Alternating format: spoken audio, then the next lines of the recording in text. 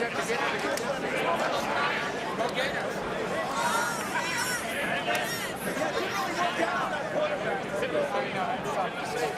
13 million?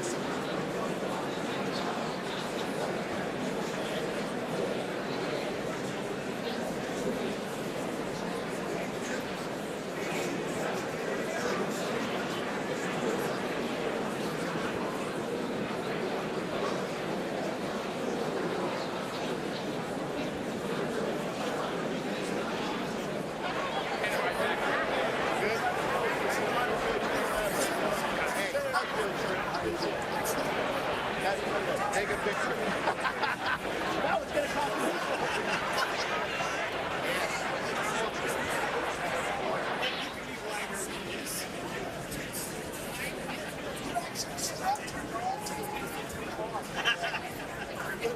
There you go. So that's the room for the back. The back.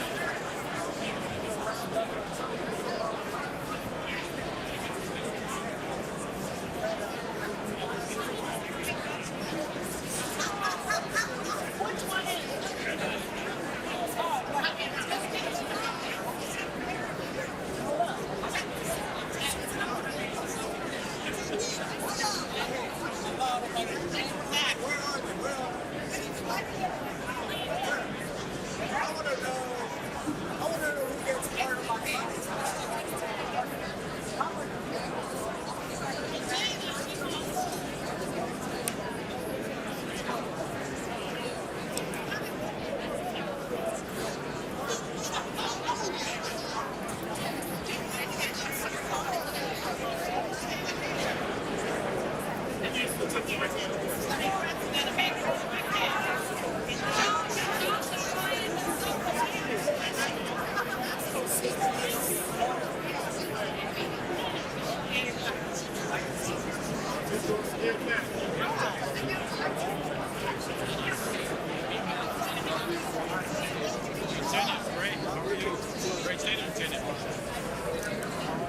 Yeah, no, South Carolina. Yep, I know exactly who you guys are.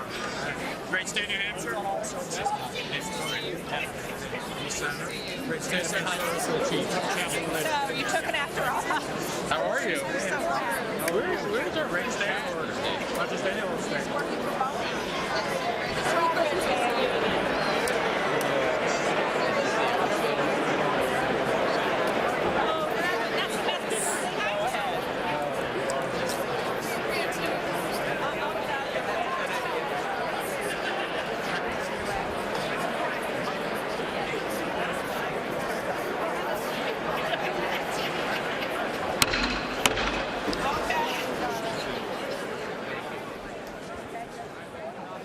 The joint session will come to order.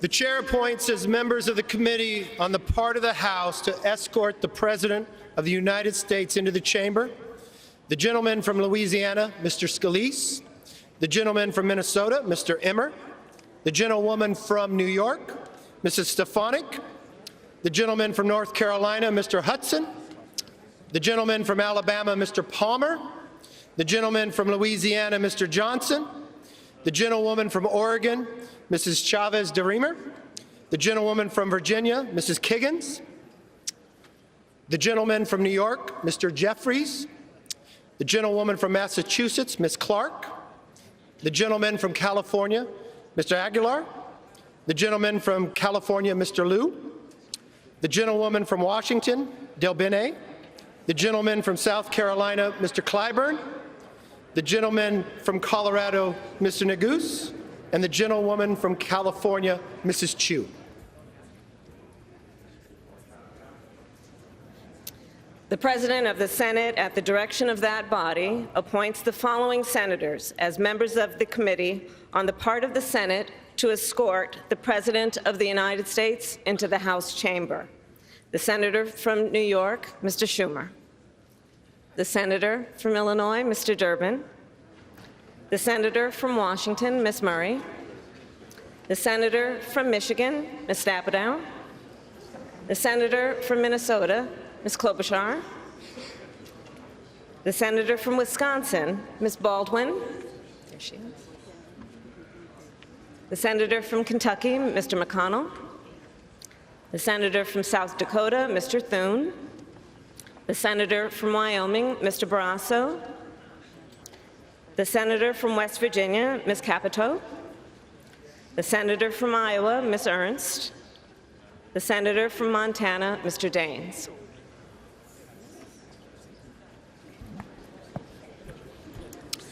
The members of the Escort Committee will exit the chamber through the lobby doors.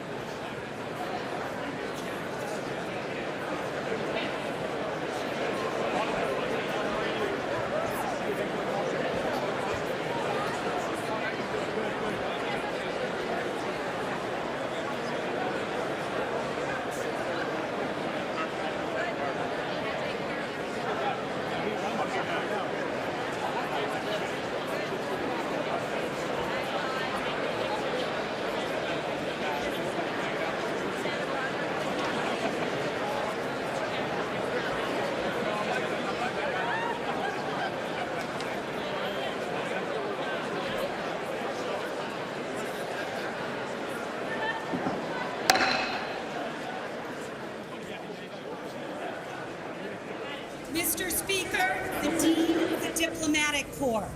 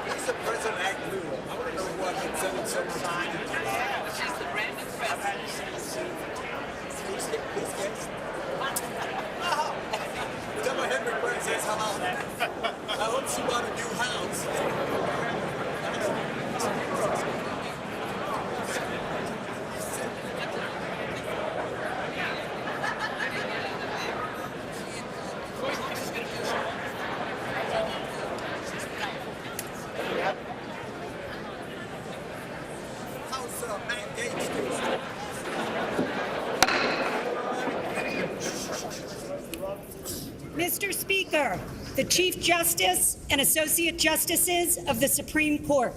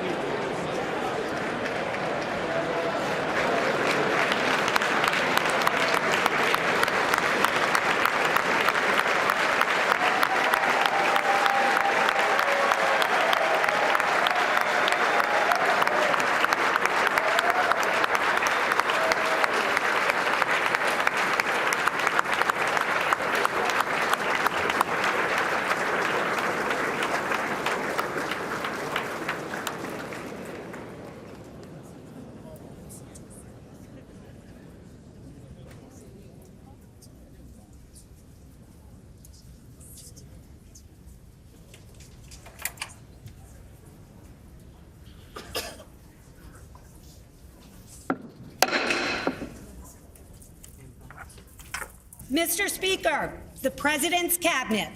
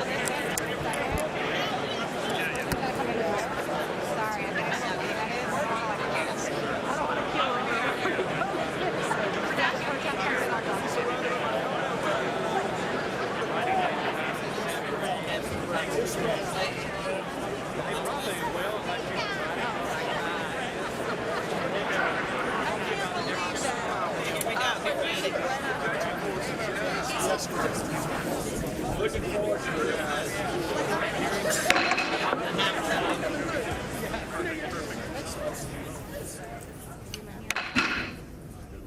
Mr. Speaker, the President of the United States.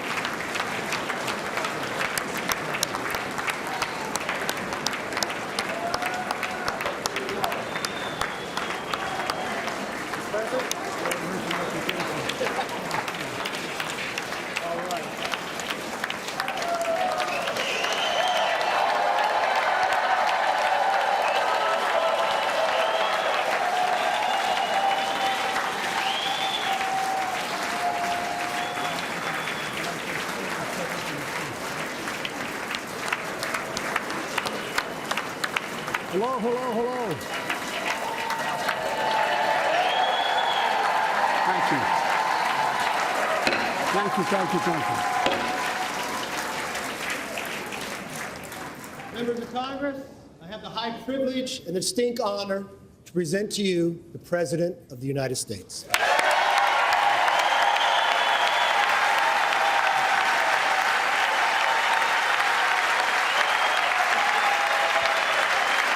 Mr. Speaker. Thank you. You can smile. It's okay. Thank you, thank you, thank you. Thank you. Please.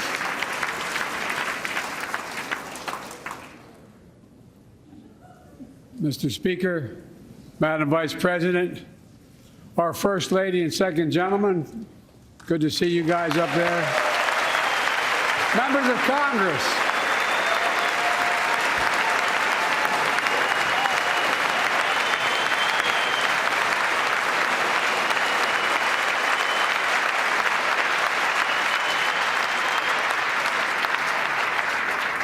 by the way, Chief Justice, I may need a court order. She gets to go to the game tomorrow, next week. I have to stay home. Got to work something out here. Members of the Cabinet, leaders of our military, Chief Justice, Associate Justice, and retired Justice of the Supreme Court, and to you, my fellow Americans. You know, I start tonight by congratulating the 118th Congress and the new Speaker of the House, Kevin McCarthy.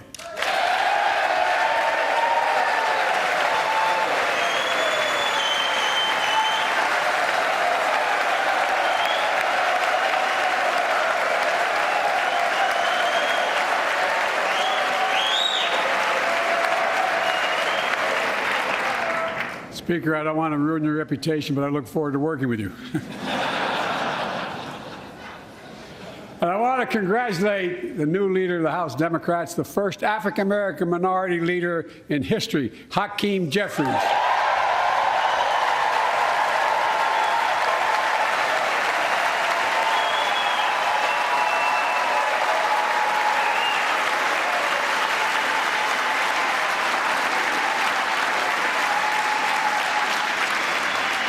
He won in spite of the fact I campaigned for him. Congratulations to the longest-serving leader in the history of the United States Senate, Mitch McConnell. Where are you, Mitch?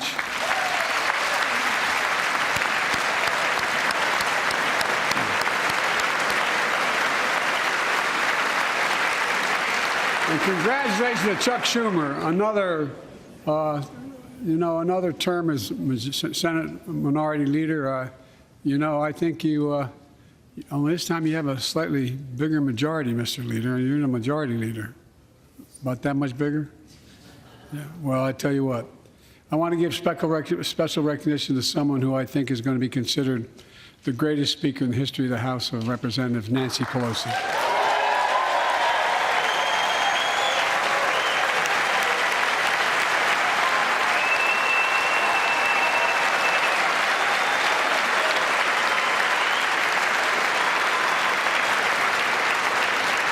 Folks, the story of America is a story of progress and resilience, of always moving forward, of never, ever giving up. It's a story unique among all nations. We're the only country that has emerged from every crisis we've ever entered stronger than we got into it. Look, folks, that's what we're doing again. 2 years ago, the economy was reeling. I stand here tonight after we've created, with the help of many people in this room, 12 million new jobs, more jobs created in 2 years than any president's created in 4 years, because of you all, because of the American people. 2 years ago,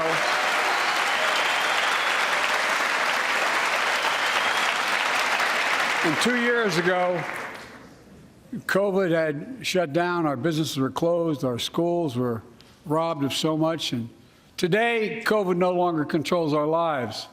And 2 years ago, democracy faced its greatest threat to the Civil War. And today, though bruised, our democracy remains unbowed and unbroken.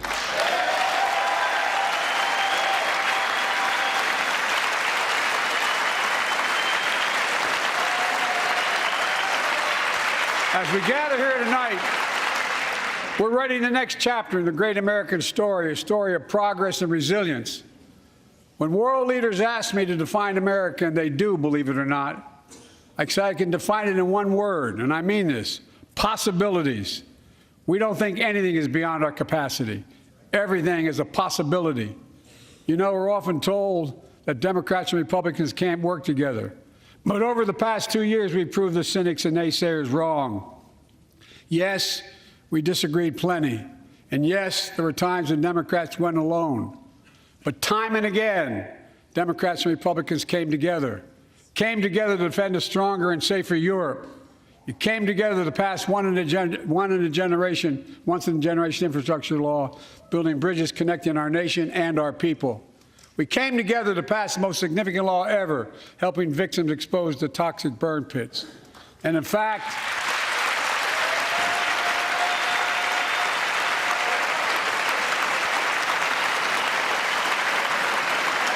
it was important.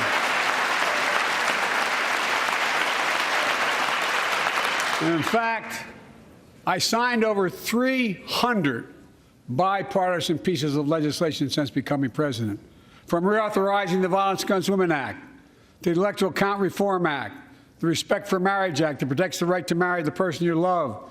And to my Republican friends, if we could work together the last Congress, there's no reason we can't work together and find consensus on important things in this Congress as well. I think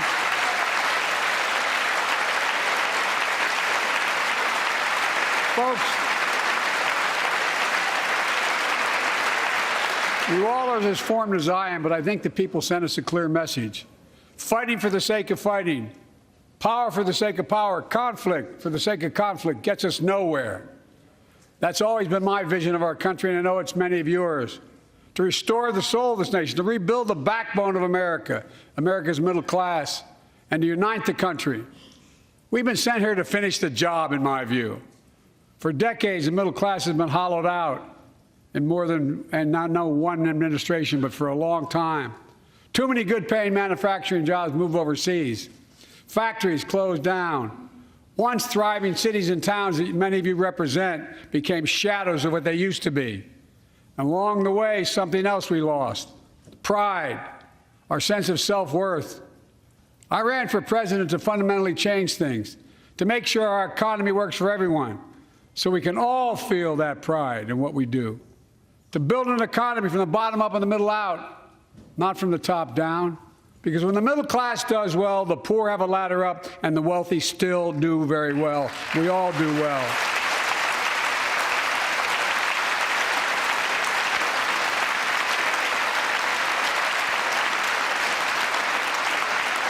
I know a lot of you always kid me for always quoting my dad, but my dad used to say, Joey, a job's about a lot more than a paycheck.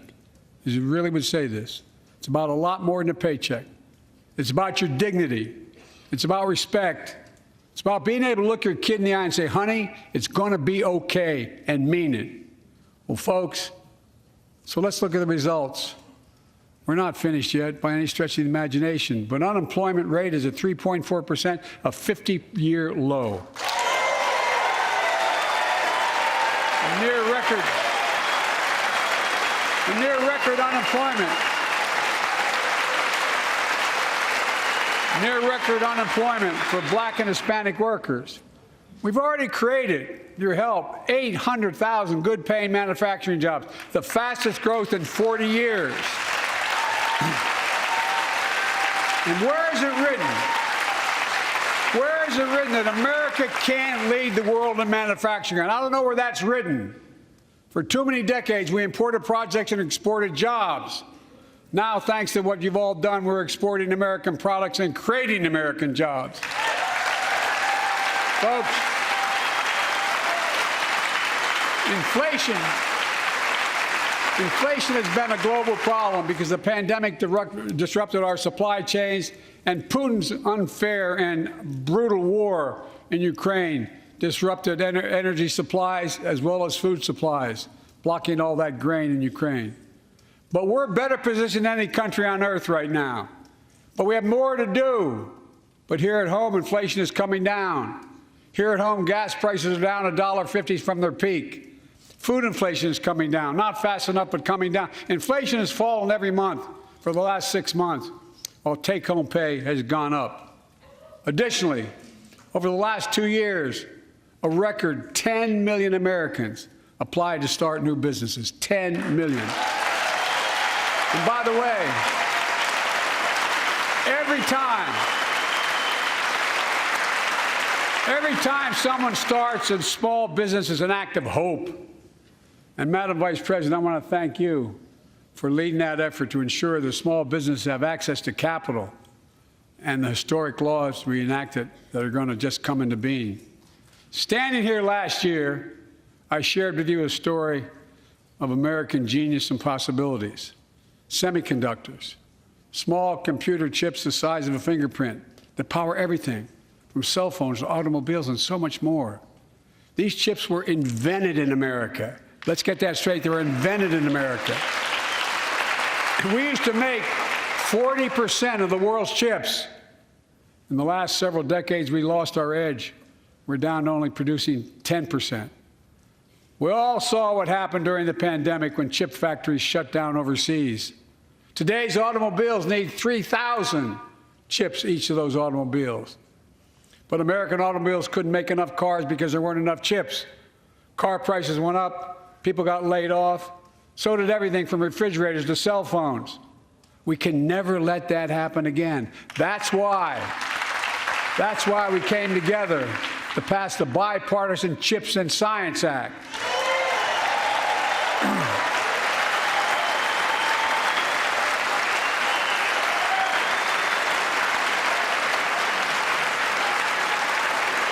Folks,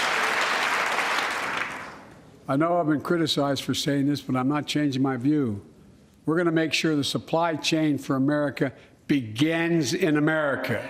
The supply chain begins in America. We've already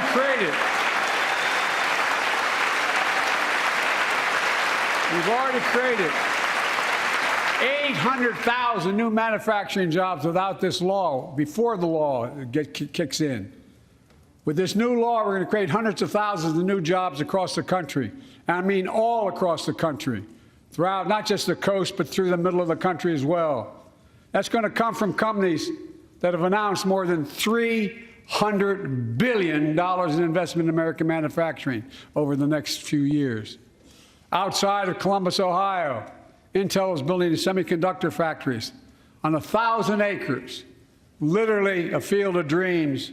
It's going to create 10,000 jobs, that one investment, 7,000 construction jobs, 3,000 jobs in those factories once they're finished. They call them factories.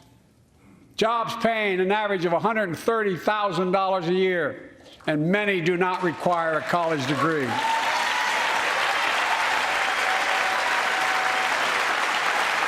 Jobs.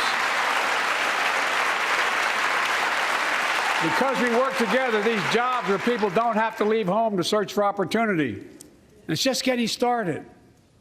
Think about the new homes, the small businesses, the medium-sized businesses. So much more that's going to be needed to support those 3,000 permanent jobs and the factories that are going to be built. Talk to mayors and governors, Democrats and Republicans, and they'll tell you what this means for their communities.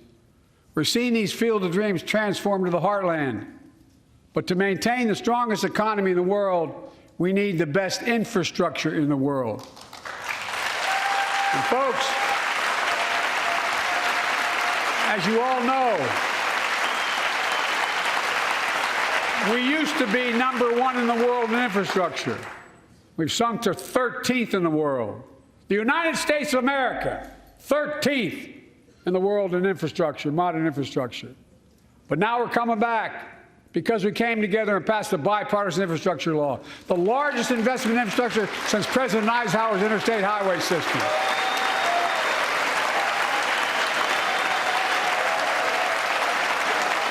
And folks, already we've funded over 20,000 projects, including major airports from Boston to Atlanta to Portland, projects that are going to put thousands of people to work rebuilding our highways, our bridges, our railroads, our tunnels, ports, airports, clean water, high-speed internet, all across America. Urban, rural, tribal. And folks, we're just getting started. We're just getting started. And I mean it sincerely. I want to thank my Republican friends who voted for the law, and my Republican friends who voted against it as well. But I still get asked to fund the projects in those districts as well. But don't worry. I promised I'd be a president for all Americans. We'll fund these projects. And I'll see you at the groundbreaking. Look, this law will further unite all of America.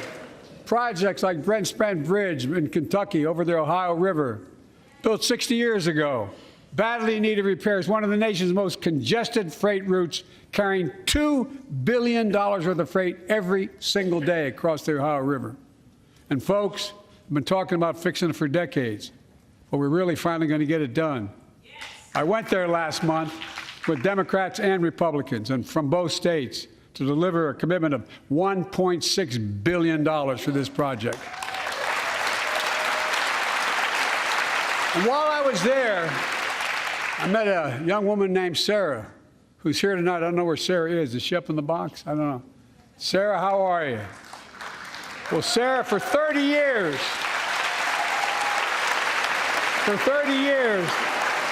I learned, she told me she'd been a proud member of the Iron Workers Local 44, known as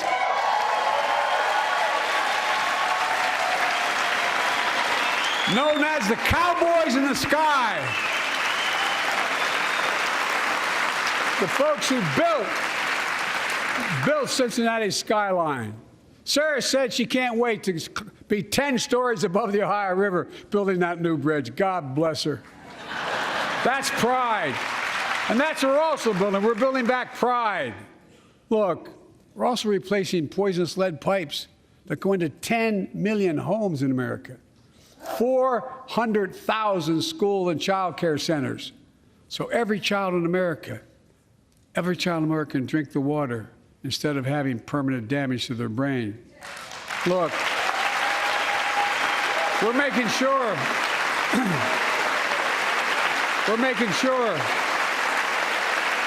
that every community in America has access to affordable high-speed internet. No parent should have to drive by McDonald's parking lot to help them do their homework online with their kids, which many thousands were doing across the country. And when we do these projects, and again I get criticized for this, but I make no excuses for it, we're going to buy American. We're going to buy America. Folks,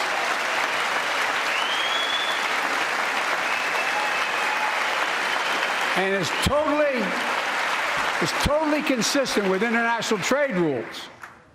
Buy America has been the law since 1933, but for too long, past administrations, Democrat and Republican, have fought to get around it. Not anymore. Tonight, I'm announcing new standards that require all construction materials used in federal infrastructure projects to be made in America. Made in America. I mean it. Lumber, glass, drywall, fiber optic cable. And on my watch, American roads, bridges, and American highways are going to be made with American products as well. Folks, my economic plan is about investing in places and people that have been forgotten. So many of you listening to me tonight, I know you feel it. So many of you felt like you've just simply been forgotten. Amid the economic upheaval of the past 4 decades, too many people have been left behind and treated like they're invisible. Maybe that's you watching from home.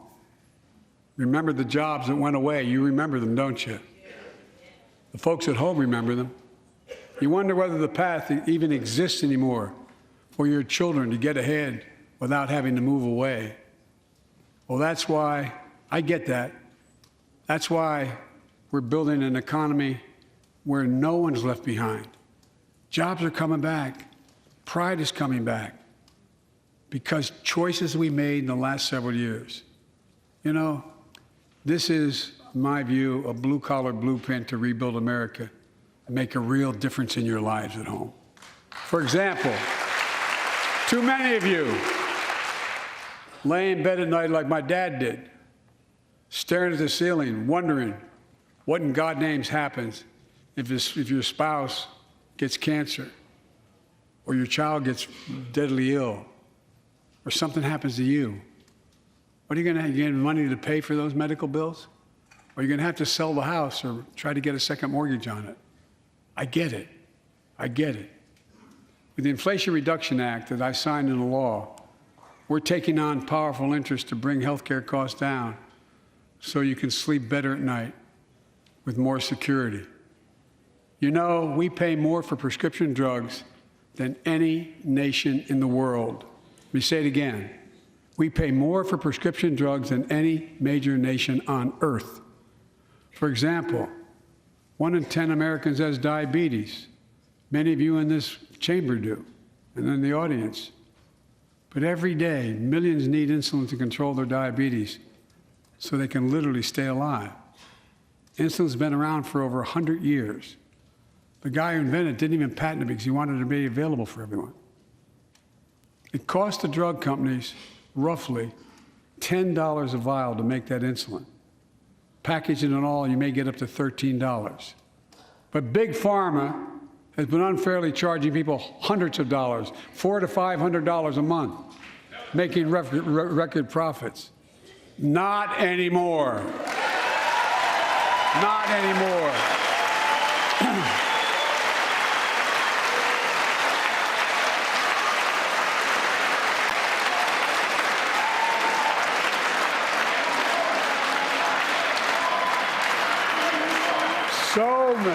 So many things that we did are only now coming to fruition.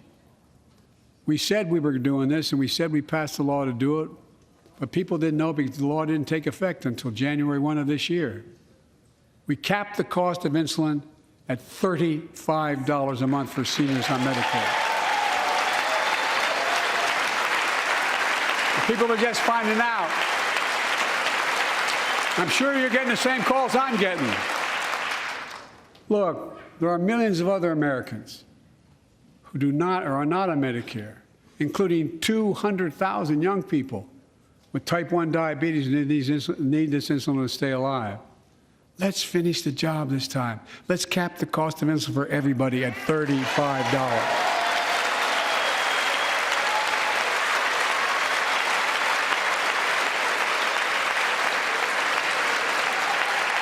Folks, and Big Pharma is still going to do very well, I promise you all. I promise you they're going to do very well.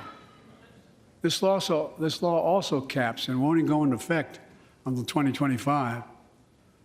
Costs, out-of-pocket drug costs for seniors on Medicare at a maximum of $2,000 a year. You don't have to pay more than $2,000 a year, no matter how much your drug costs are.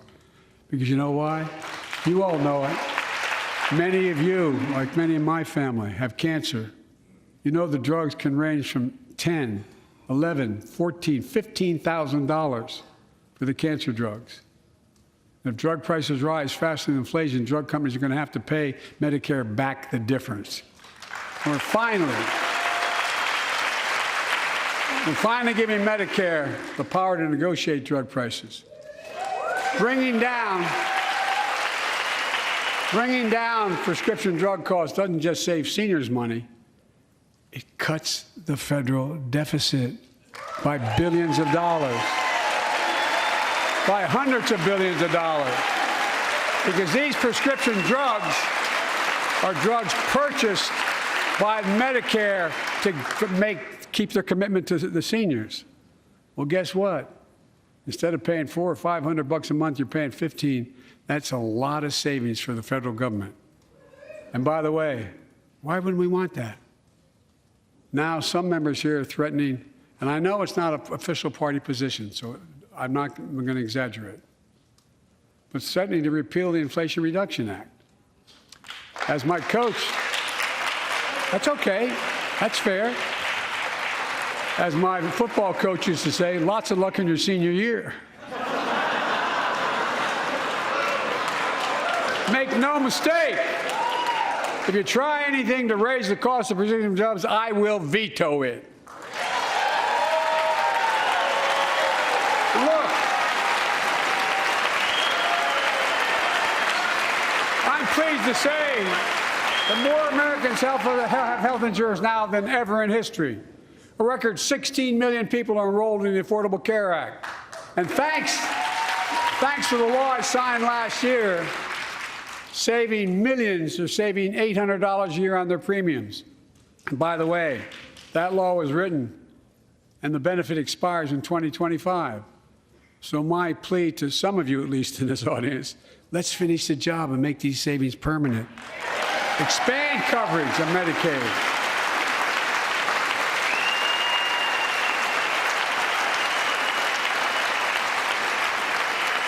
Look, the Inflation Reduction Act is also the most significant investment ever in climate change. Ever. Lowering utility bills, creating American jobs, leading the world to a clean energy future. I visited the devastating aftermath of record floods, droughts, storms, and wildfires from Arizona to Mexico to all the way up to the Canadian border. More timber has been burned, as I've observed from helicopters, than the entire state of Missouri. And we don't have global warming? Not a problem. In addition to emergency recovery, from Puerto Rico to Florida to Idaho, we're rebuilding for the long term. New electric grids that are able to weather major storms and not prevent those forest fires. Roads and water systems will withstand the next big flood. Clean energy to cut pollution and create jobs in communities often left behind. We're going to build 500,000 electric vehicle charging stations installed across the country by tens of thousands of IBEW workers. And we're helping families save more than $1,000 a year with tax credits to purchase electric vehicles and efficient appliances, energy-efficient appliances. Historic conservation efforts to be responsible stewards of our land. Let's face reality. The climate crisis doesn't care if you're in a red or blue state. It's an existential threat. We have an obligation, not to ourselves, but to our children and grandchildren, to confront it. I'm proud of how America, at last, is stepping up to the challenge. We're still going to need oil and gas for a while. But guess what? No, we do. But there's so much more to do. We got to finish the job.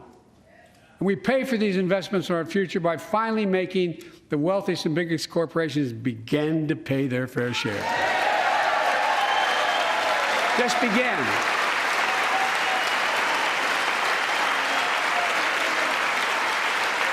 Look, I'm a capitalist. I'm a capitalist, but pay your fair share. I think a lot of you at home agree with me and many people that you know. The tax system is not fair. It is not fair.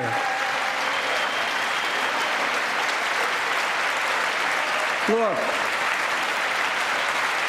the idea that in 2020, 55 of the largest corporations in America, the Fortune 500, made $40 billion in profits and paid zero in federal taxes?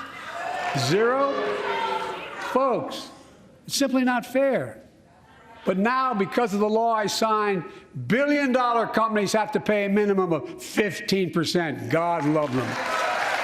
15%. That's less than a nurse pays. And let me be crystal clear. I said at the very beginning, under my plans, as long as I'm president, nobody earning less than $400,000 will pay an additional penny in taxes. Nobody, not one penny. But let's finish the job. There's more to do. We have to reward work, not just wealth. Pass my proposal for the billionaire minimum tax. You know, there's 1,000 billionaires in America. It's up from about 600 in the beginning of the term. But no billionaire should be paying a lower tax rate than a school teacher or firefighter. I mean it. Think about it.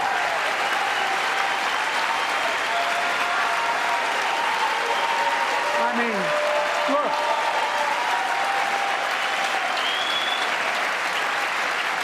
I know you aren't enthusiastic about that, but think about it. Think about it. Have you noticed Big Oil just reported its profits, record profits?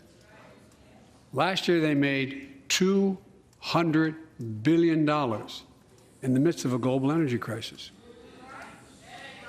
I think it's outrageous. Why? They invested too little of that profit to increase domestic production. And when I talk to a couple of them, they say, we're afraid you're going to shut down all the oil wells, all the oil refineries anyway, so why should we invest in them? I said, we're going to need oil for at least another decade, and that's going to exceed and beyond that. We're going to need it. Production. If they had, in fact, invested in the production to keep gas prices down, instead, they used the record profits to buy back their own stock, rewarding their CEOs and shareholders. Corporations ought to do the right thing. That's why I propose we quadruple the tax on corporate stock buybacks and encourage long-term investments. They'll still make considerable profit.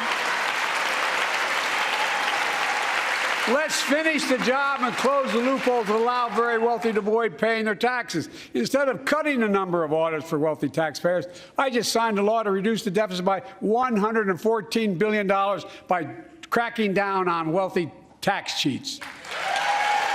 That's being fiscally responsible. In the last 2 years, my administration has cut the deficit by more than $1.7 trillion, the largest deficit reduction in American history. Under the previous administration, the American deficit went up 4 years in a row.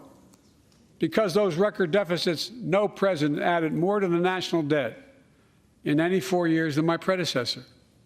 Nearly 25% of the entire national debt that took over 200 years to accumulate was added by just one administration alone, the last one.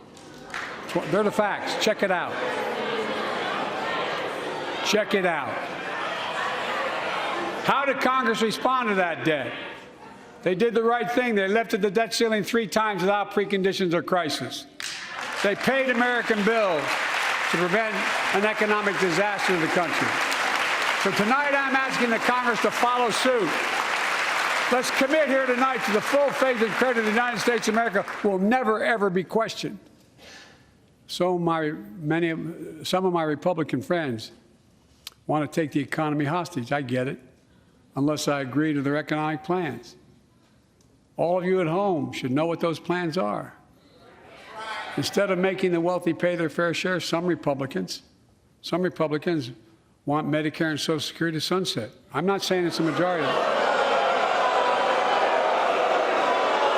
Let me give you, anybody who doubts it, contact my office. I'll give you a copy. I'll give you a copy of the proposal.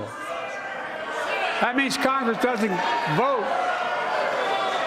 Well, I'm glad to see you. And I tell you, I enjoy conversion.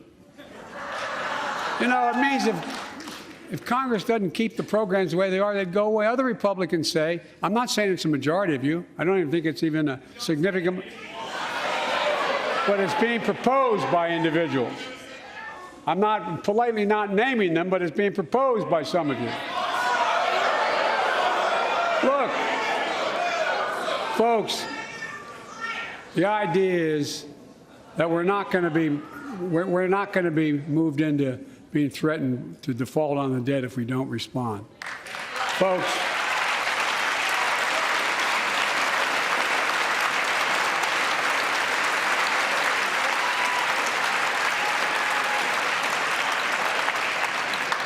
Folks, as we all apparently agree, Social Security and Medicare is off the books now, right? They're not to be stopped. All right.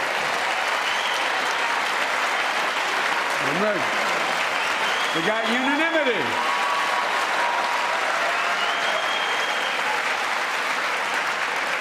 Social Security and Medicare are a lifeline for millions of seniors. Americans have to pay into them from the very first paycheck they started. So tonight, let's all agree, and we apparently are, let's stand up for seniors.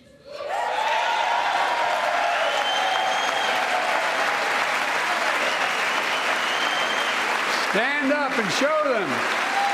We will not cut Social Security. We will not cut Medicare.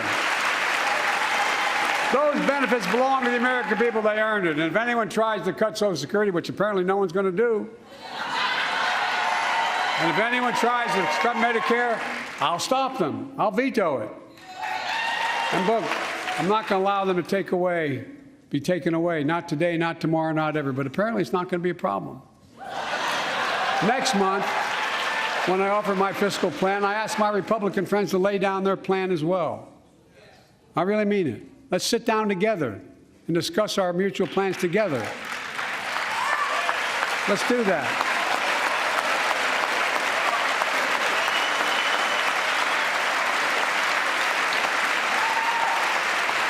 I can tell you, the plan I'm going to show you is going to cut the deficit by another $2 trillion. And it won't cut a single bit of Medicare or Social Security. In fact, we're going to extend the Medicare Trust Fund at least 2 decades, because that's going to be the next argument. How do we keep it solvent, right? Well, we'll not raise tax on anyone making under 400 grand, but we'll pay for it the way we talked about tonight, by making sure that the wealthy and big corporations pay their fair share. Look. Here's the deal. They aren't just taking advantage of the tax code. They're taking advantage of you, the American consumer. Here's my message to all of you out there. I have your back. We're already preventing Americans from receiving surprise medical bills, stopping $1 billion surprise bills per month so far. We're protecting seniors' life savings by cracking down on nursing homes that commit fraud, endanger patient safety, prescribe drugs that are not needed. Millions of Americans can now save thousands of dollars because they can finally get a hearing aid over the counter without a prescription. Look, capitalism without competition is not capitalism. It's extortion. It's exploitation. Last year, I cracked down with the help of many of you on foreign shipping companies that were making you pay higher prices for every good coming into the country. I signed a bipartisan bill that cut shipping costs by 90%, helping American farmers, businessmen, and consumers. Let's finish the job. Pass the bipartisan legislation to strengthen antitrust enforcement and prevent big online platforms from giving their own products an unfair advantage.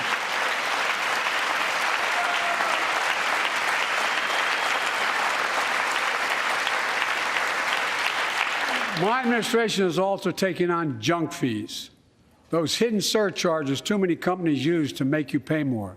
For example, we're making airlines show you the full ticket price up front, refund your money if your flight is canceled or delayed. We've reduced exorbitant bank overdrafts by saving consumers more than $1 billion a year. We're cutting credit card late fees by 75%, from $30 to $8. Look, junk fees may not matter to the very wealthy, but they matter to most other folks in homes like the one I grew up in, like many of you did. They add up to hundreds of dollars a month. They make it harder for you to pay your bills or afford that family trip. I know how unfair it feels when a company overcharges you and gets away with it. Not anymore. We've written a bill to stop it all. It's called the Junk Fee Prevention Act. We're going to ban surprise resort fees that hotels charge on your bill.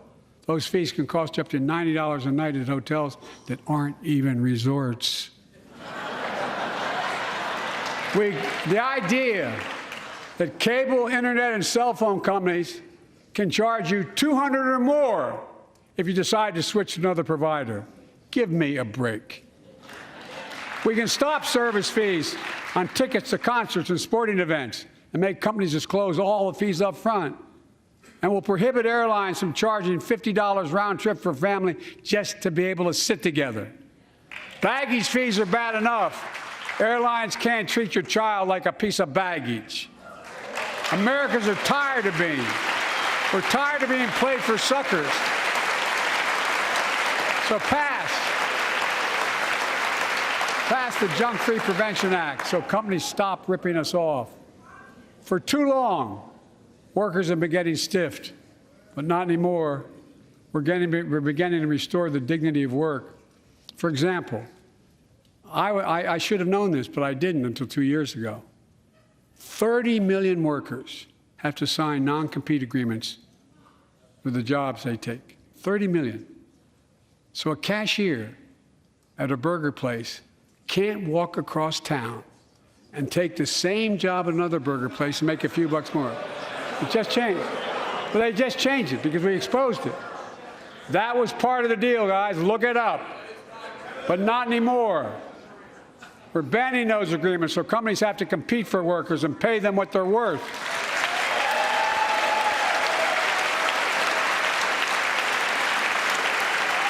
And I must tell you, this is bound to get a response from my friends on my left but the right. I'm so sick and tired of companies breaking the law by preventing workers from organizing. Pass the PRO Act, because businesses have a right, workers have a right to form a union. And let's guarantee all workers have a living wage.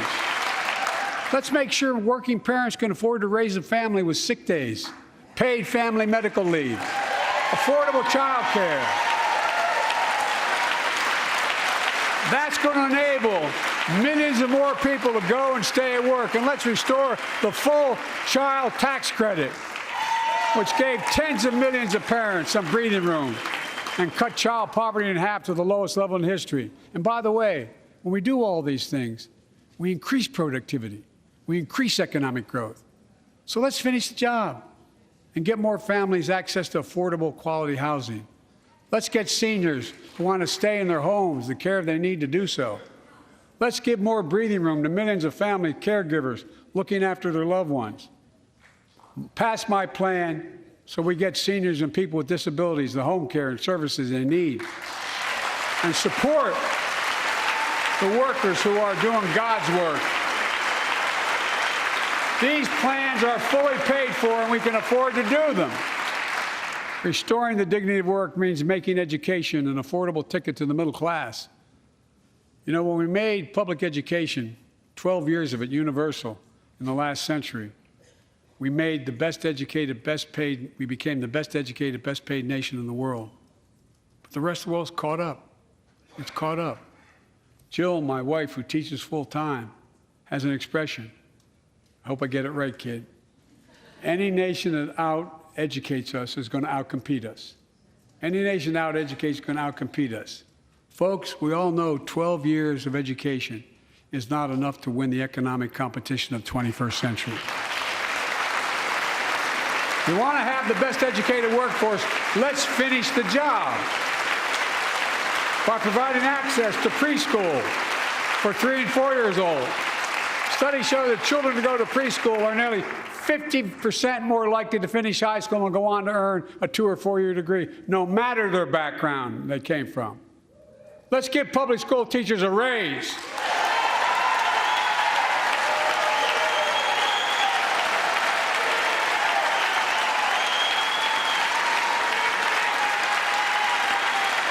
We're making progress by reducing student debt, increasing Pell Grants for working and middle-class families.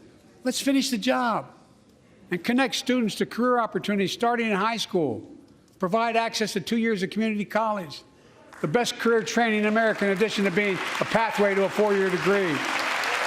Let's offer every American a path to a good career, whether they go to college or not. And folks, in the midst of the COVID crisis, when schools were closed and we were shutting down everything, let's recognize how far we came in the fight against the pandemic itself. While the virus is not gone, thanks to the resilience of the American people and the ingenuity of medicine, we've broken the COVID grip on us. COVID deaths are down by 90%. We've saved millions of lives and opened up our country, we opened our country back up, and soon we'll end the public health emergency. But that's called a public health emergency. But we'll remember the toll and pain that's never going to go away. More than 1 million Americans lost their lives to COVID. 1 million. Families grieving, children orphaned, empty chairs at the dining room table constantly reminding you that she used to sit there. Remembering them, we remain vigilant. We still need to monitor dozens of variants and support new vaccines and treatments. So Congress needs to fund these efforts and keep America safe. And as we emerge from this crisis stronger, we're also got to double down on prosecuting criminals who stole relief money meant to keep workers and small businesses afloat.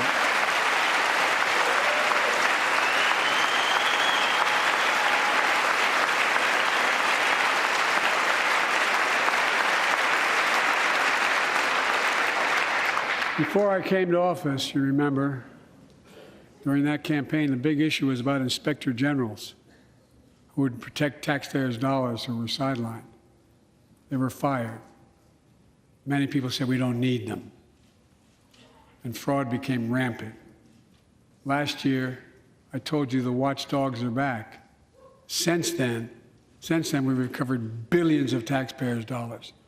Now let's triple the anti-fraud strike force going after these criminals, double the statute of limitations on these crimes, and crack down on identity fraud by criminal syndicates stealing billions of dollars from the American people. And the data shows that for every dollar we put into fighting fraud, the taxpayers get back at least 10 times as much. It matters. It matters. Look, COVID left its scars, like the spike in violent crime in 2020, the first year of the pandemic. We have an obligation to make sure all people are safe. Public safety depends on public trust, as all of us know. But too often that trust is violated. Joining us tonight are the parents of Tyree Nichols. Welcome.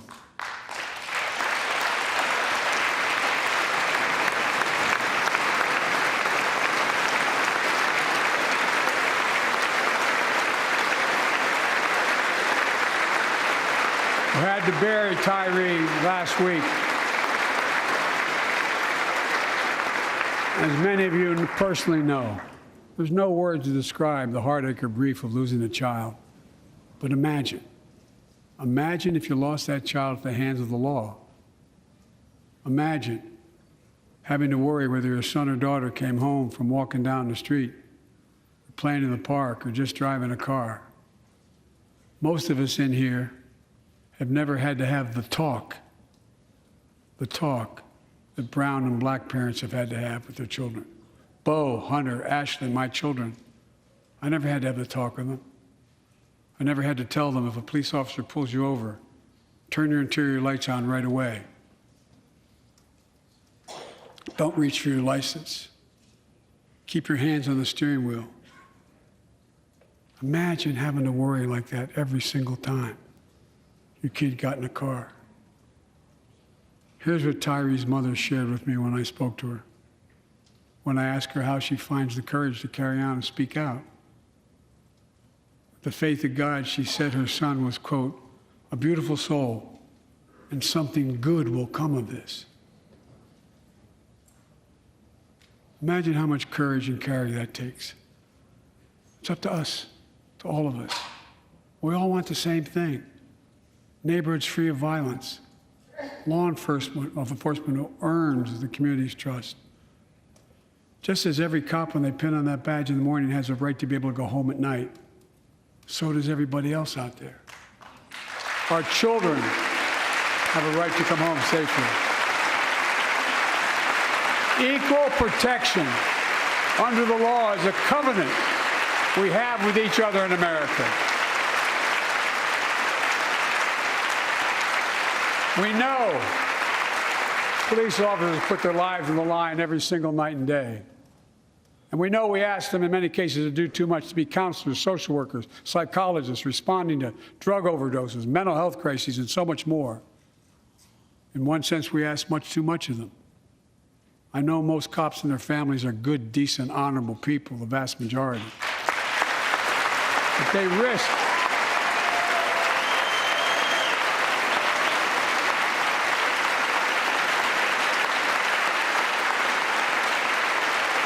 their lives every time they put that shield on. But what happened to Tyree in Memphis happens too often. We have to do better. Give law enforcement the real training they need. Hold them to higher standards. Help them succeed in keeping us safe. We also need more first responders and professionals to address the growing mental health, substance abuse challenges. More resources to reduce violent crime and gun crime. More community intervention programs. More investment in housing, education, and job training.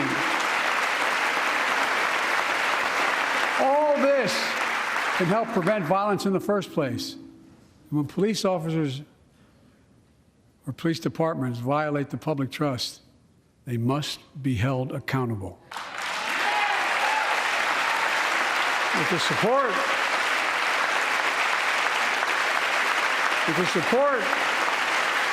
of the families of victims, civil rights groups, and law enforcement, I signed an executive order for all federal officers, banning chokeholds, restricting no-knock warrants, and other key elements of the George Floyd Act. Let's commit ourselves to make the words of Tyler's mom true. Something good must come from this. Something good. And all of us,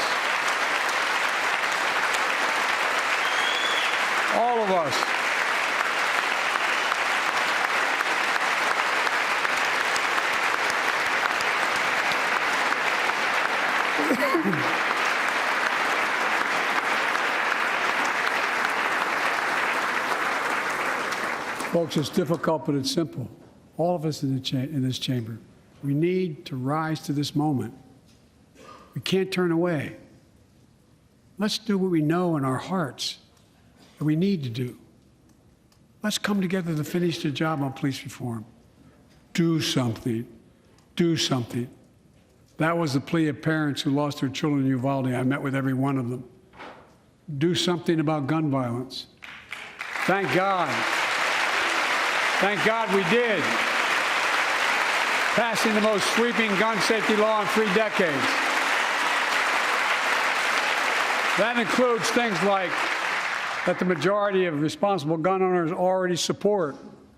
Enhanced background checks for 18 to 21 years old. Red flag laws, keeping guns out of the hands of people who are a danger to themselves and others. But we know our work is not done.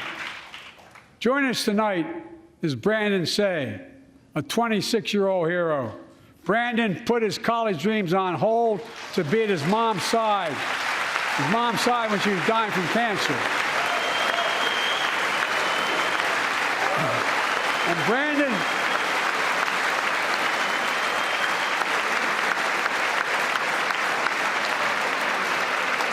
now works at the dance studio started by his grandparents. And 2 weeks ago, during the Lunar New Year celebrations, he heard the studio door close, and he saw a man standing there pointing a semi-automatic pistol at him. He thought he was going to die, but he thought about the people inside.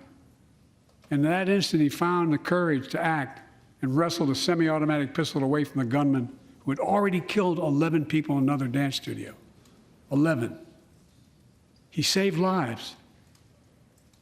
It's time we do the same. Ban assault weapons now.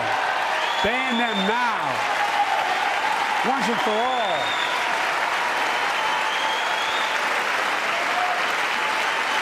I led the fight to do that in 1994.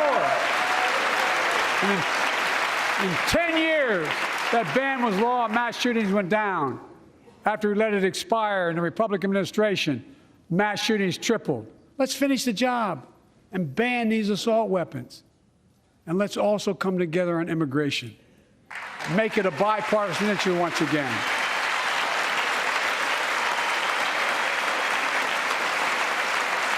We know we now have a record number of personnel working to secure the border. arresting 8,000 human smugglers, seizing over 23,000 pounds of fentanyl in just the last several months. We've launched a new border plan last month. Unlawful migration from Cuba, Haiti, Nicaragua, and Venezuela has come down 97% as a consequence of that. But American border problems won't be fixed until Congress acts.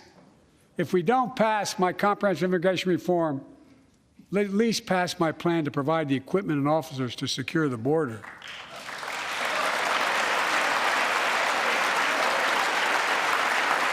And a pathway to citizenship for dreamers, those on temporary status, farm workers, essential workers. Here in the People's House, it's our duty to protect all the people's rights and freedoms. Congress must restore the right and the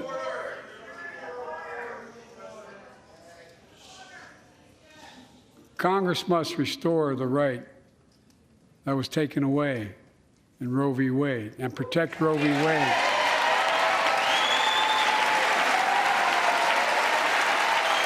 Give every woman a constitutional right. The Vice President and I are doing everything to protect access to reproductive health care and safeguard patient safety. But already more than a dozen states are enforcing extreme abortion bans. Make no mistake about it. If Congress passes a national ban, I will veto it. But let's also pass the Bipartisan Equality Act to ensure LGBTQ Americans, especially transgender young people, can live with safety and dignity. Our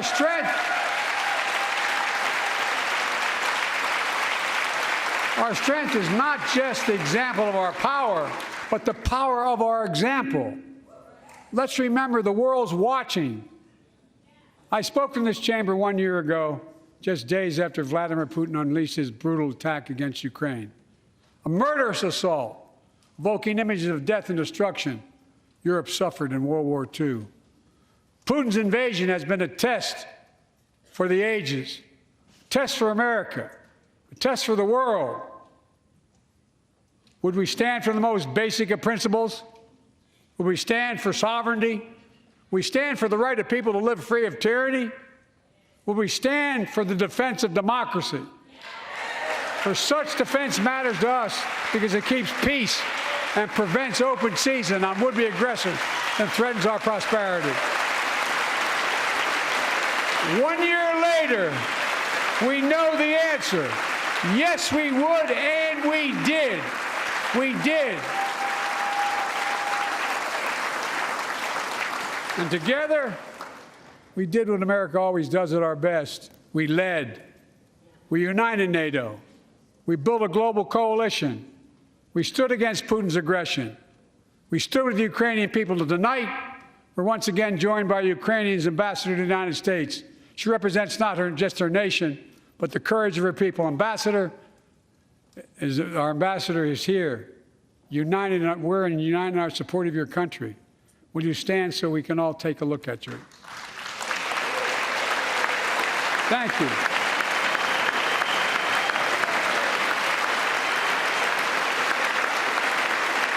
Because we're going to stand with you as long as it takes.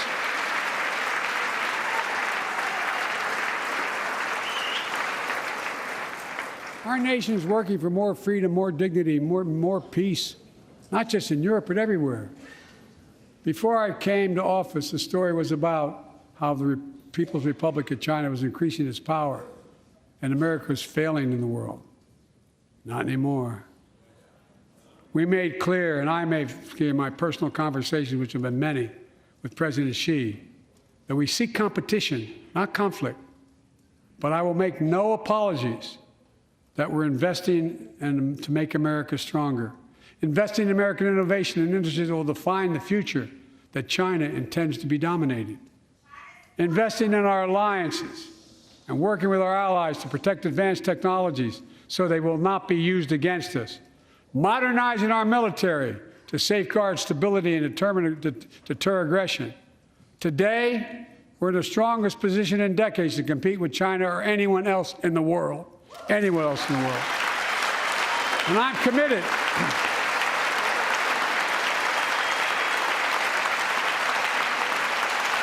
I'm committed to work with China where we can advance American interests and benefit the world. But make no mistake about it. As we made clear last week, if China threatens our sovereignty, we will act to protect our country, and we did.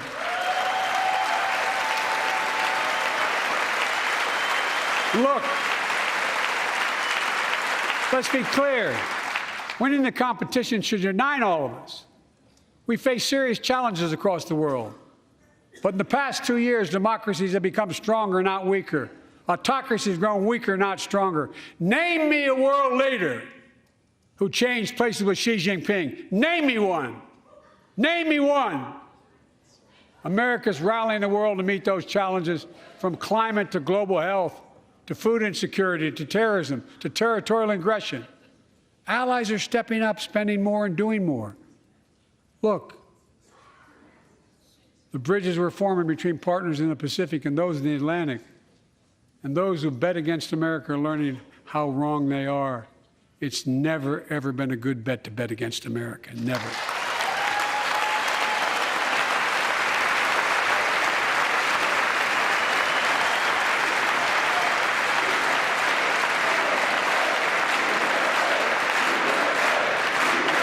Well, when I came to office, most assured that bipartisanship assumed was impossible, but never believed it. That's why a year ago I offered a unity agenda to the nation as I stood here. We made real progress together. We passed a law making it easy for doctors to prescribe effective treatments for opioid addiction. We passed the gun safety law, making historic investments in mental health. We launched the ARPA-H drive for breakthrough in the fights against cancer, Alzheimer's, and diabetes, and so much more. We passed the Heath Robinson PACT Act, named after the late Iraq War veteran whose story about exposure to toxic burn kits I shared here last year.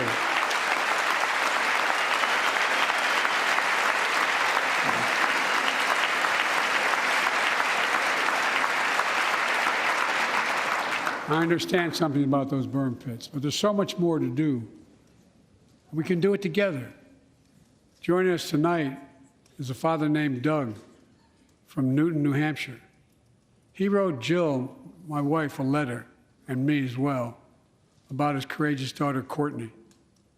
A contagious laugh, his sister's best friend, her sister's best friend. He shared a story all too familiar to millions of Americans and many of you in the audience. Courtney discovered pills in high school.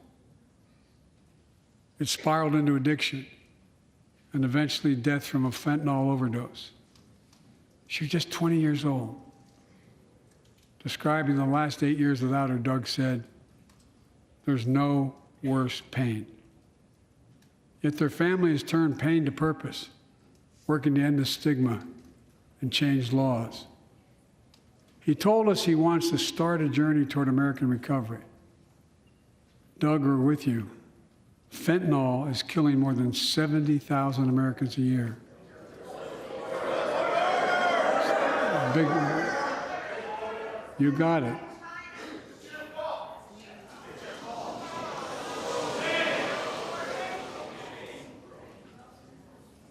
So let's launch a major surge to stop fentanyl production in the sale and trafficking, with more drug detection machines, inspection cargo, stop pills and powder at the border.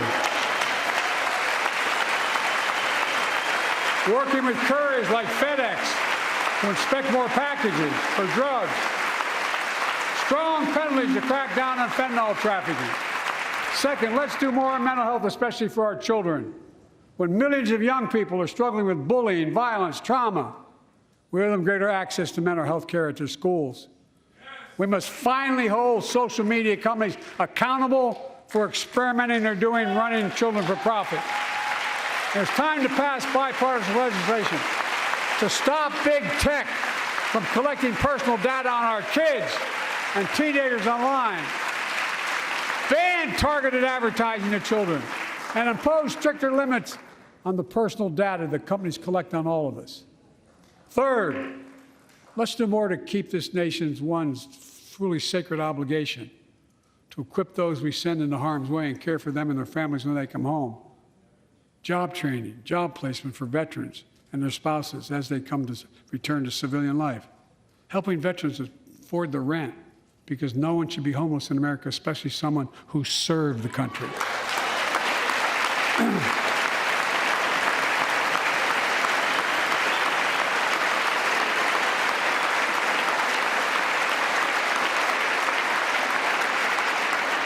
Dennis McDonough is here, of the VA. We had a first real discussion when I asked him to take the job. I'm glad he did. We were losing up to 25 veterans a day on suicide. Now we're losing 17 a day to the silent scourge of suicide. 17 veterans a day are committing suicide. More than all the people being killed in the wars.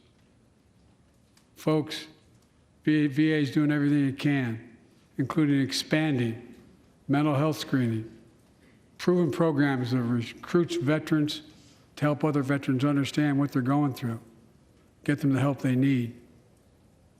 We got to do more. And fourth, last year, Jill and I reignited the cancer moonshot that I was able to start with President Obama asked me to lead our administration on this issue. Our goal is to cut the cancer death rates at least by 50% in the next 25 years. Turn more cancers from death sentences to treatable diseases. Provide more support for patients and their families. It's personal to so many of us in this audience. Joining us are Morris and Candice, an Irishman and the daughter of immigrants from Panama. They met and fell in love in New York City and got married in the same chapel Jill and I got married in New York City. Kindred spirits. He wrote us a letter about his little daughter, Ava, and I saw her just before I came over. She was just a year old when she was diagnosed with rare kidney disease, cancer. After 26 blood transfusions, 11 rounds of radiation, 8 rounds of chemo, 1 kidney removed, giving a 5% survival rate. He wrote how in the darkest moments he thought, if she goes, I can't stay. Many of you have been through that as well. Jill and I understand that like so many of you. And he read Jill's book describing our family's cancer journey and how we tried to steal moments of joy where we could with Bo. For them, that glimmer of joy was the half smile of their baby girl. It meant everything to them. They never gave up hope. Little Ava never gave up hope. She turns 4 next month. They just found out Ava's beating the odds, is on her way to being cured of cancer. And she's watching from the White House tonight if she's not asleep already. For the lives we can save,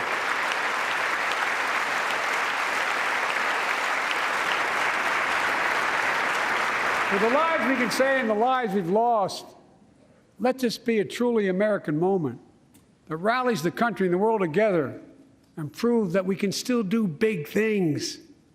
20 years ago, under the leadership of President Bush and countless advocates and champions, he undertook a bipartisan effort through PEPFAR to transform the global fight against HIV/AIDS. It's been a huge success. He thought big. He thought large. He moved. I believe we can do the same thing with cancer.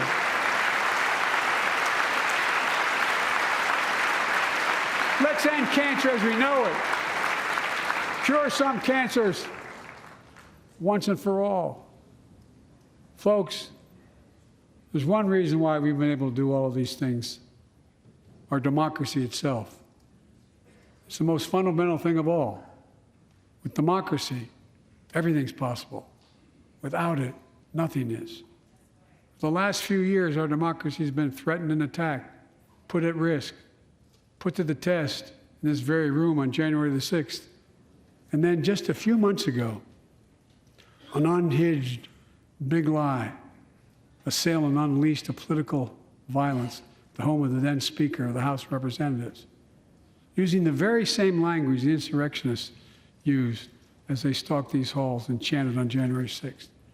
Here tonight in this chamber, is the man who bears the scars of that brutal attack, but is as tough and as strong and as resilient as they get. My friend Paul Pelosi. Paul, stand up.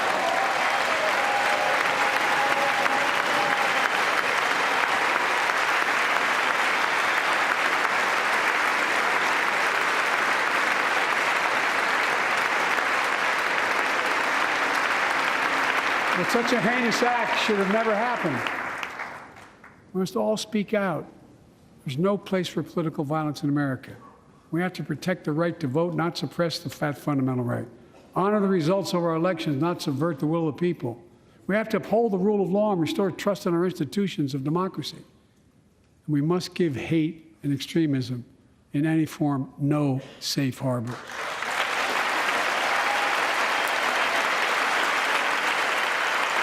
Democracy must not be a partisan issue. It's an American issue. Every generation of Americans has faced a moment where they have been called to protect our democracy, defend it, stand up for it. And this is our moment. My fellow Americans, we meet tonight at an inflection point, one of those moments that only a few generations ever face, where the direction we now take is going to decide the course of this nation for decades to come. We're not bystanders of history. We're not powerless before the forces that confront us. It's within our power of we, the people. We're facing the test of our time. We have to be the nation we've always been at our best, optimistic, hopeful, forward-looking, a nation that embraces light over dark, hope over fear, unity over division, stability over chaos. We have to see each other not as enemies, but as fellow Americans. We're good people. The only nation in the world built on an idea, the only one.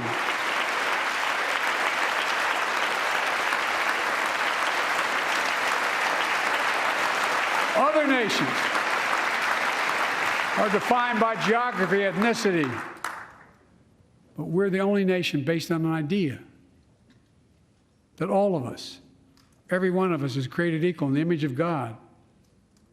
A nation that stands as a beacon to the world. A nation in a new age of possibilities. So I've come to fulfill my constitutional obligation to report in the State of the Union. And here's my report. Because the soul of this nation is strong, because the backbone of this nation is strong, because the people of this nation are strong, the State of the Union is strong.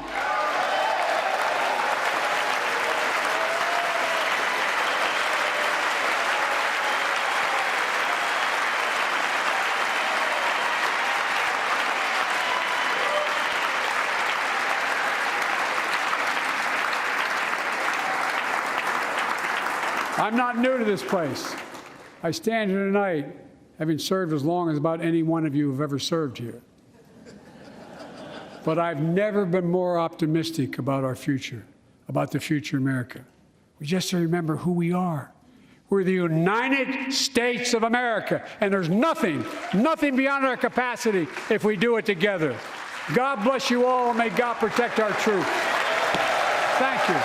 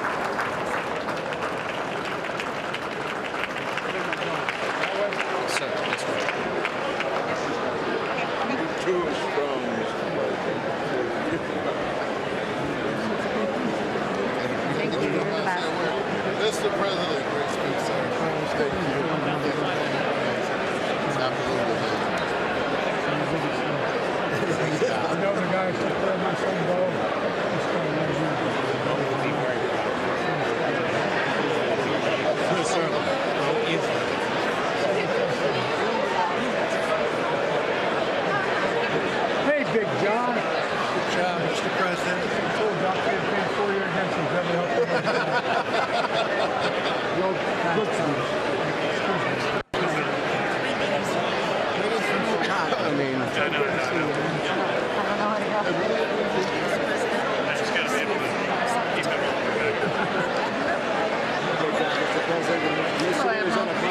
are you?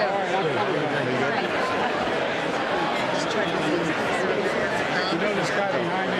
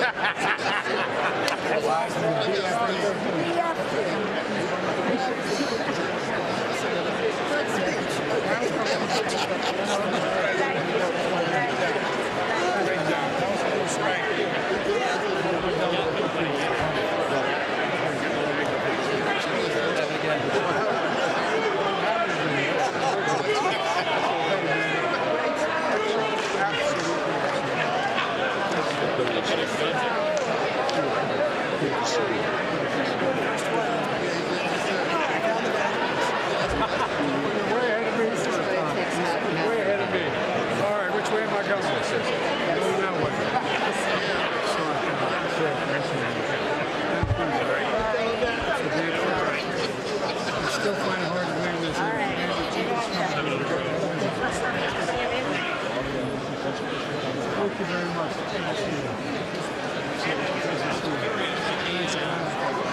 Aren't those stars heavy?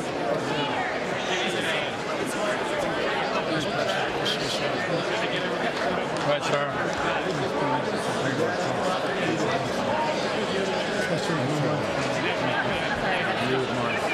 How are you? Bob, I got to talk to you about Cuba. Okay. I'm serious. Good job. Well, I know that. I tell you, he's going to have to take some of that grass off to get the space. It's too heavy.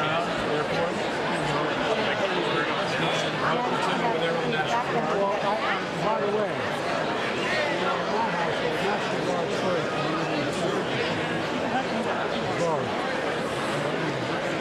Mr. President, that was awesome! Thank you. Awesome!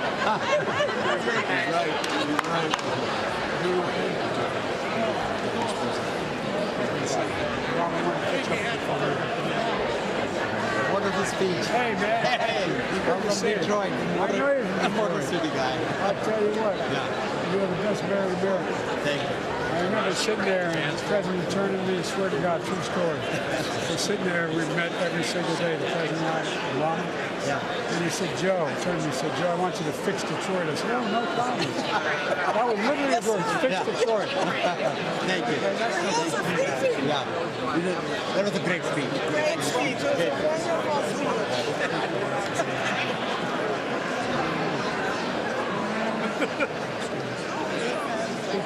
God bless you, Mr. President. Looks like you can still play, doesn't it? Looks like you can still play. Let me know. You got guns as big as my thumb. Joe, we love you. Memphis needs everything it can get. I know. We got problems. I know you do. I've been talking. Wonderful. Great speech. Sorry. Sorry you guys had to sit there. I apologize. Nice to see you, Mr. President.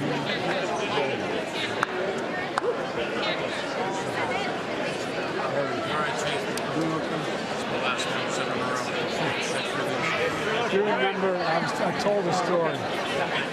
Corner. I told a story. President Reagan didn't see how he wasn't. He said, I said, well, mine's not true, it's just the stories. You proposed, read the stories. He said, read off the list of names. You read the foremost conservative justices. And he said, where can I prove it? It's a true story. And I said, you're for him. I said, no, I don't know what else to know. And I think this story is very good. And he said, you're for him. Check this out. I told you how it's happening. It's now a trouble. And all of a sudden, he goes, you got to meet Joe. And I looked out at my chicken and I said, I'm really busy. He said, come with me. And he walked over to the door by the dining room. And nobody's doing. He says, Judge is for you. After that, he had it there. he didn't miss a step. Oh, yeah, no, he had a great sense of humor. He had a great sense of humor. You confirmed me in the circuit. Oh, I know.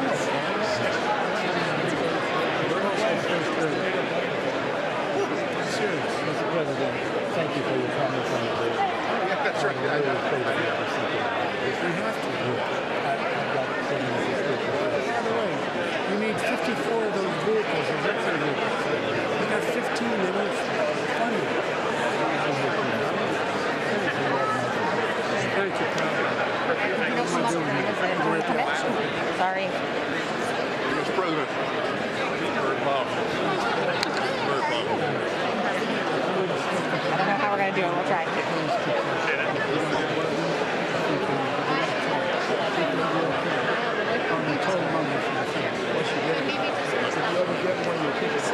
My mother would say, left hand closest to the heart. You're blessed. Thank you so much. Good. You enjoyed simple. Yeah. And then yep. She said Chinese.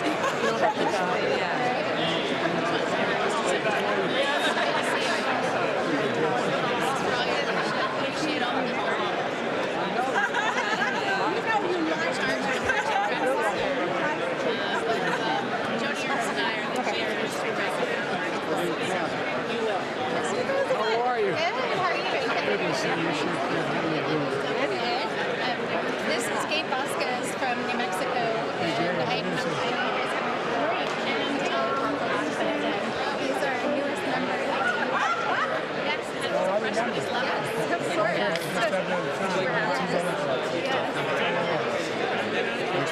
For him, it's great. My youngest went to Brock, and my oldest went to Brock. He's much smaller. We wanted more bigger size and more person. Very excited. So far, so good. Just great I'll tell him.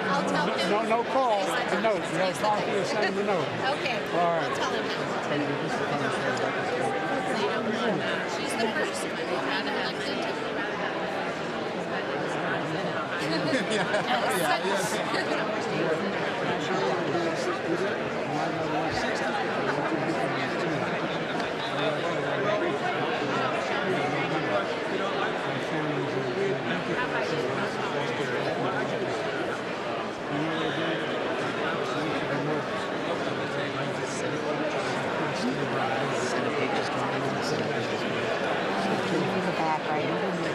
Looking for the.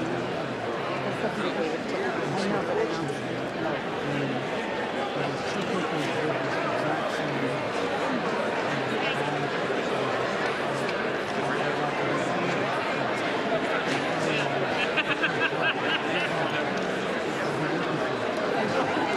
Might be back there. We'll see.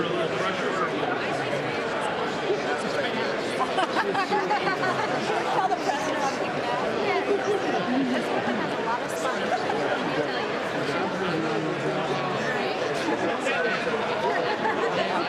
Anyway, I know I'm holding everybody else. Thank you, Mr. Good to see you.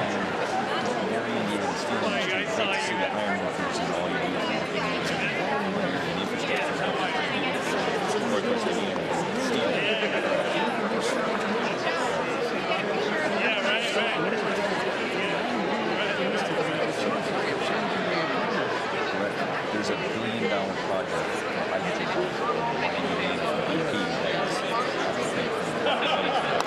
it's transformation. And by the way, just don't tell the guy from West Virginia that. I've got one too. I understand. There's 10. There's 10. It's a pleasure to all of us, you too, sir. Thank you. Wonderful. Mr. President. Good to see you. Fired up, ready to go. By the way, every time I see this guy, I wonder who his haberdasher is. I want to know where he gets his suits.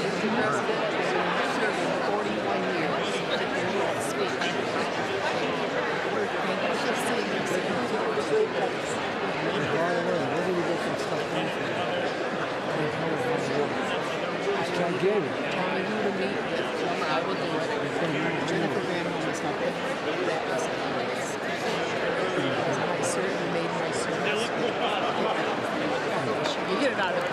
How are you? You made us. Well, thank you. We're getting our picture taken. Oh, here we go. We got a first-rate photographer. This is my housemate, Brittany Pedersen. Oh, is that right? Freshman, yes, we live together. All right. Yes. Thank you for what you talked about around the COVID epidemic and